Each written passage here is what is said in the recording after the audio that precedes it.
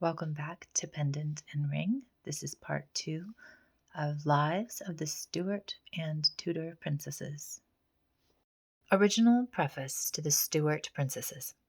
This volume, containing lives of the last 4 princesses of the Royal House of Stuart, forms an appropriate sequel to our Lives of the Queens of England, or rather, we should say, of the Queens of Great Britain, into which our chain of royal female biographies expanded on the succession of James VI to the sovereignty of the Britannic Empire.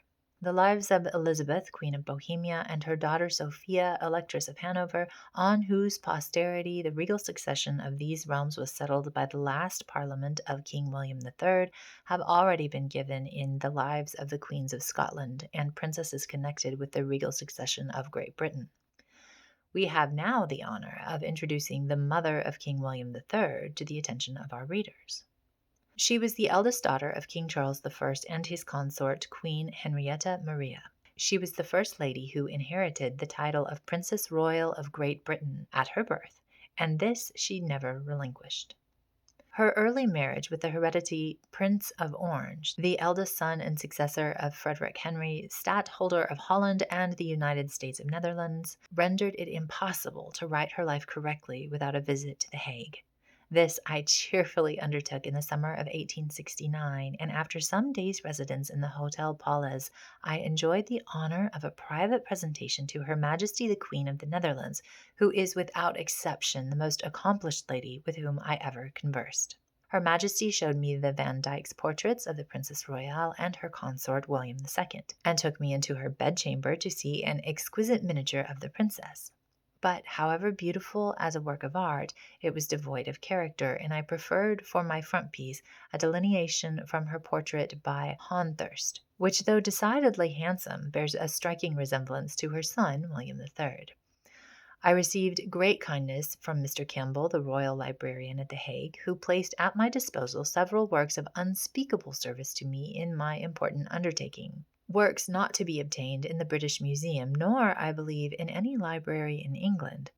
Nor must I forget to acknowledge the courtesy I experienced from Mr. Van Sijpenstein, the MP of The Hague and Secretary of State, who favored me with a copy of Frederick Henry's autograph rules for the regulation of the household of his royal daughter-in-law.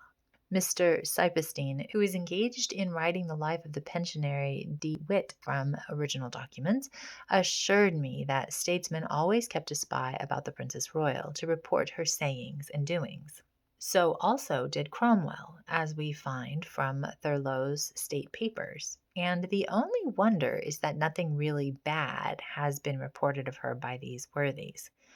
Much new and curious history connected with the exiled royal family of England is, however, thus brought to light.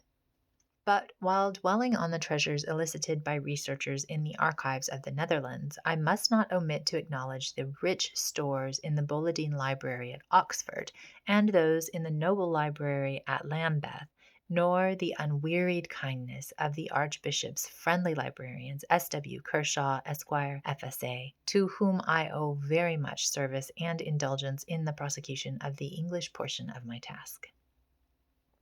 The life of the Princess Royal is succeeded by the tearful story of the long captivity and early death of her sister, the Princess Elizabeth, at Carisbrooke Castle, where the regicides had the cruelty to send the unoffending orphan children of their king, having deprived the death-stricken Elizabeth of her faithful governess. She only survived 8 days after reaching that doleful prison house. The biography of the beautiful Henrietta, the youngest daughter of Charles and Henrietta Maria, follows, and the history of her ill-assorted marriage with Philip of France, brother of Louis XIV. She was the ancestress, through the marriage of her second daughter, Anna Marie, with the Duke of Savoy, to the rightful King of France, Henry V, and his consort, also of Victor Emmanuel, the present King of Italy, and his son, Prince Amadeus, now King of Spain, all representatives of our Charles I.